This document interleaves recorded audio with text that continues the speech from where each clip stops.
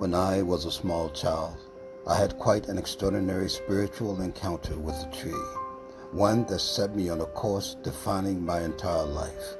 I am an artist, and a tree is an unabashed expression of nature's unparalleled artistry. It is spontaneous art growing from the ground, sculpted only by the hand of God Almighty. It was God's own hand, too, that illuminated my purpose for being, and I have ever since been fond of his divine artistry, exquisitely manifested in nature. Ever since I can recall, I have had a romance with nature. To this day, I have always been a strange, enchanted boy. I invite you to take a brief journey with me as I trek through some of my most favorite local parks and nature trails.